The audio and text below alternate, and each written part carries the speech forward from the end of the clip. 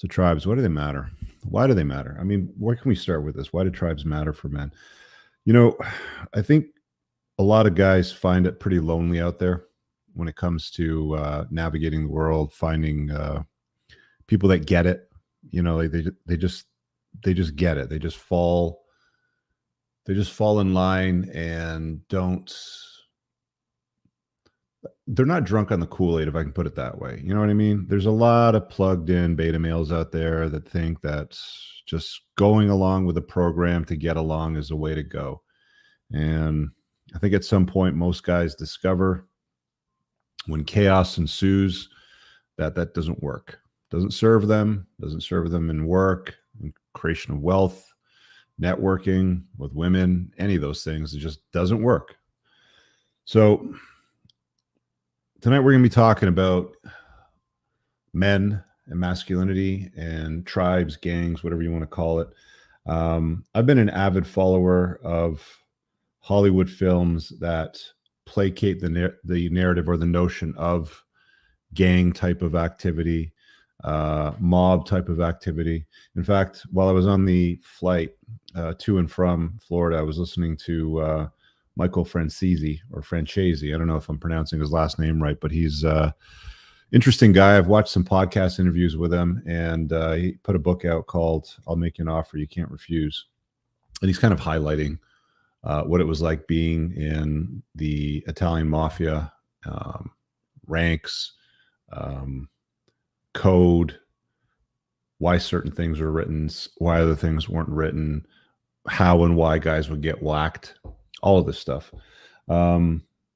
So to say that I have an interest in it is an understatement.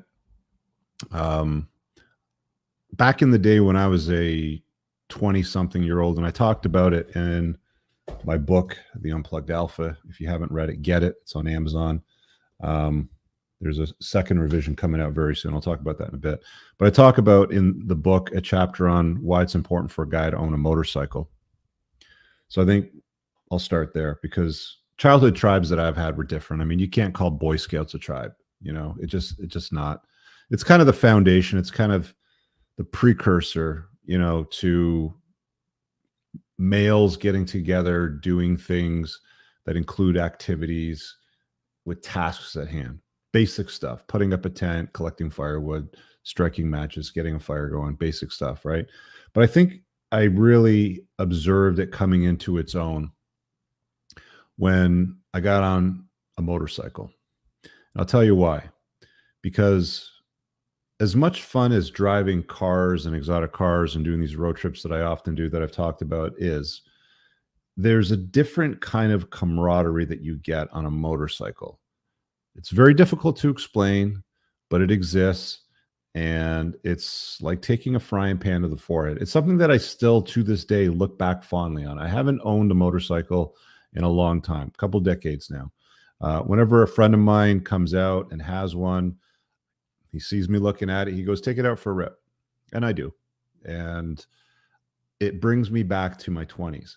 We spent all of that time in coffee shops into the wee hours of the night, talking, hanging out amongst other men on motorcycles, doing tasks. Not just sitting there talking and drinking coffee or anything like that, but actually going out and performing tasks, riding ramps. We would do all kinds of, I mean, can I say insidious things? Maybe the law didn't like what we were doing. Let's just put it that way. But we did them, and we did them as a group of men traveling in groups. Groups as small as 3 or 4, sometimes as large as 50, depending on what we were doing. And this is the first immersion that I got into the notion that the way of men is the way of the gang. The way of men is the way of the tribe. There's a book Jack Donovan wrote. I have it here on my desk. It's called The Way of Men. Summarizes it as the way of men is the way of the gang. It's a book about masculinity. It's a book about the tribal nature of men. It's a book about why men need to test each other and hold each other accountable and do things together. I think if you go back, I mean, if we could go back in a time machine, 100,000, 500,000 years, you know, back to the hunter-gatherer times where you'd be out hunting and or gathering for sustenance. you weren't sitting across from each other talking. We didn't have screens and cameras and this sort of stuff. You'd be sitting shoulder to shoulder, probably stalking an animal, whispering in a low breath about the kill, lining up for it, maybe even, you know, what it was that you were going to do that night and who you were going to sleep with. Who knows? But the reality is that we've operated this way for eternity. We're definitely social. We definitely like the social aspect of life. I think women, for the most part, tend to be better at this, especially as guys get older. As guys get older, we suck at this stuff. We'll let friends go way of the wayside. We'll let women remove our tribes from us. If you're a guy that was into playing hockey, pickup hockey, or you know, ball teams, all kinds of stuff. You know, I see guys do this all the time, and oh, you don't have time for that anymore. We have a household to run. We have this to do. We have that to do. And guys will abandon their friendships and their tribes that they have, you know, to placate her whims and desires. The notion of betatization through 1,000 concession is inclusive in how men walk away from male tribes and masculinity. All right, let me get into these notes over here. So I talked about the notion of realizing the reality of tribes when I was a lot younger. Motorcycles was basically where it started off for me, man. It's just real. It's real. So let's talk about where you're not going to find good men that are good at being men.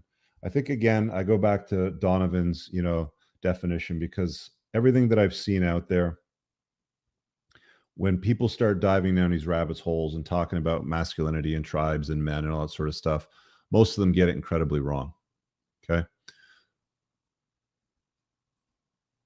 Come on, YouTube, cooperate. There we go.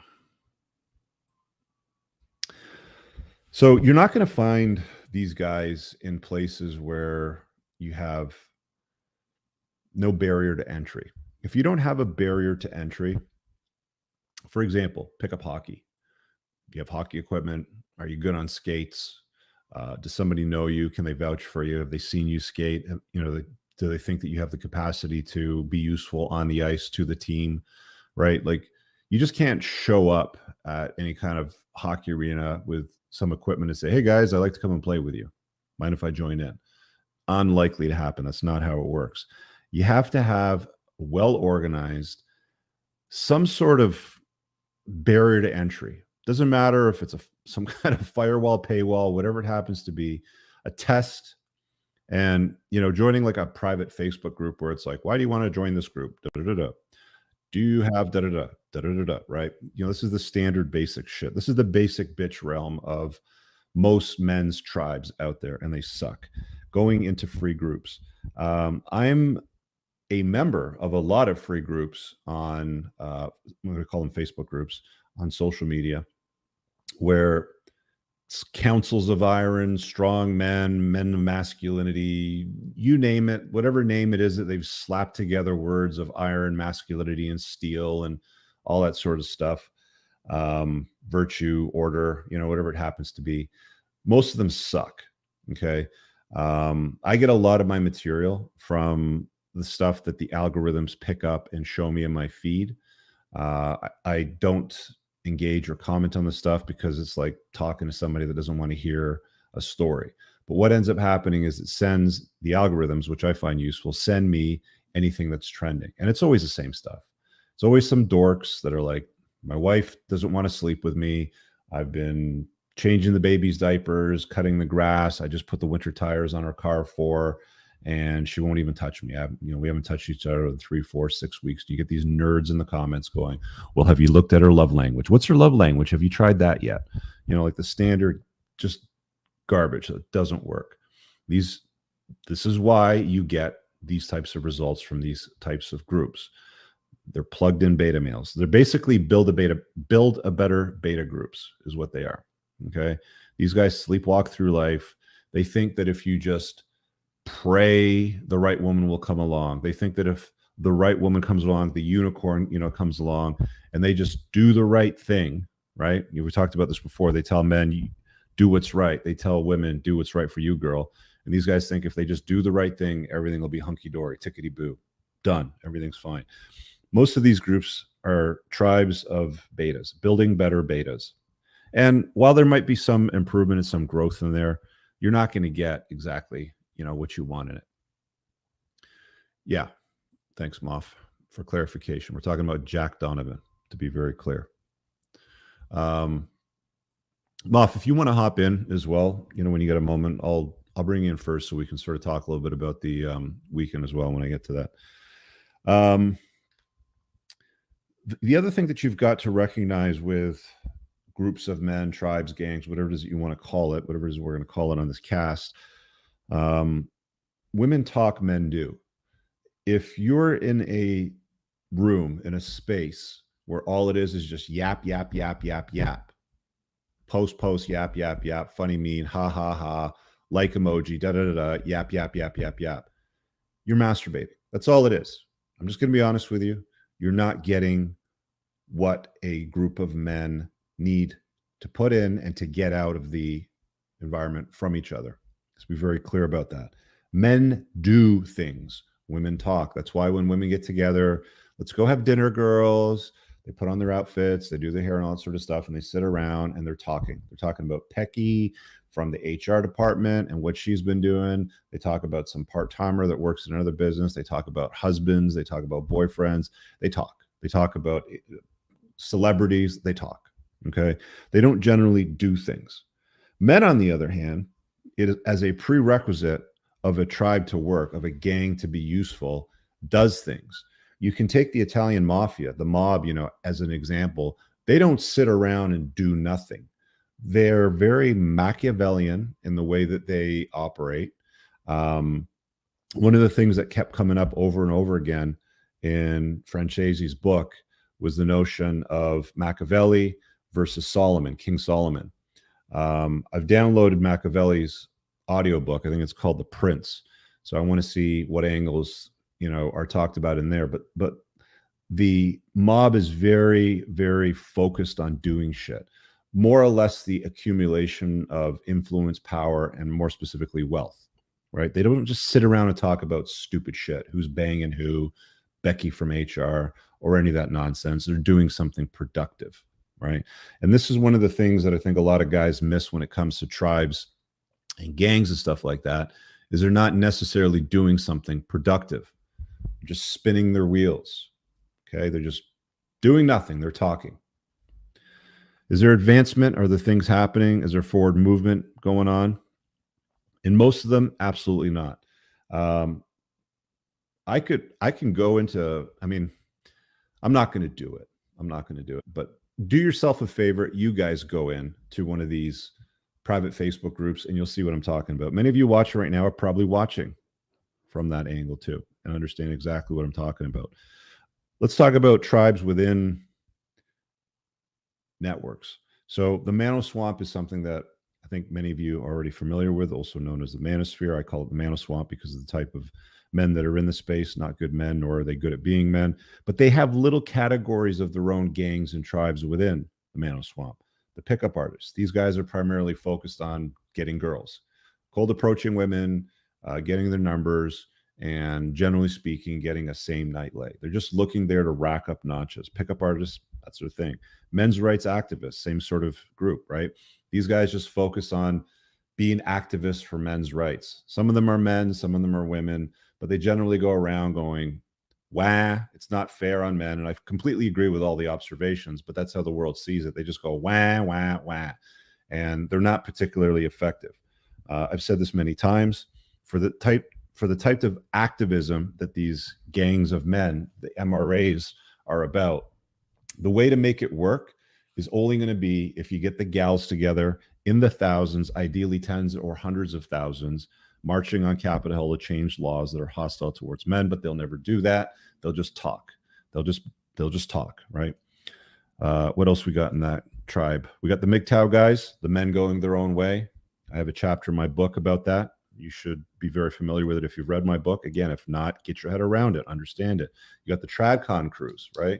Also in the Manoswamp. These are the guys that are just like, wife her up. Put a ring on her, put some babies in her, and just wife her up and just hope for the best. They don't say hope for the best. They're basically like, you're not going to be a stat like those other guys, but that's essentially the strategy. Then you have all the different pills, black pill, purple pill, white pill. These are all collectives of guys getting together doing something. Now, as far as effectiveness and as far as results go, you're not going to see much in the way of movement, right? I've said this before. You can't really trust guys that are completely obsessed with getting tail, right? Just racking up notches, chasing women, right? And you also can't trust guys that can't get tail, because both of them will throw you under the bus. There's a weakness to both of them, right? The men that, I mean, if you go back to the mob, the Italian mafia, for example, like the Francese book, there's almost no talk in the entire book. Again, the book's title, I'll Make You an Offer You Can't Refuse. There's next to no talk about women in that book. It's about forming a brotherhood, accountability. It's about navigating slippery slopes. It's about making money. It's about dealing with obstacles. It's about holding each other accountable. But there's no talk in there about tail. The entire Manoswamp's about tail. So just marinate on that a little bit, right? Think about that for a second. I'm not saying go out and join the mafia or create your own mafia, but what I'm saying is the effectiveness and the depth in which these men go and the brotherhood that exists, the code of conduct, if you will, that exists. Again, you step out, you don't toe the line, you break a rule, you get whacked. You pay the ultimate price, right? They just kill you, right? They make that decision on you. So contemplate those things, right? I really hope you guys enjoyed that clip. If you want to watch the full-length podcast, you can find that over here, that clip's from. If you're newer to the channel, make sure you hit subscribe over here, and pin down below in the top comment, you'll find a bunch of useful links to my website, my supplement line, books, and a bunch of other stuff. Have an amazing day. Peace out.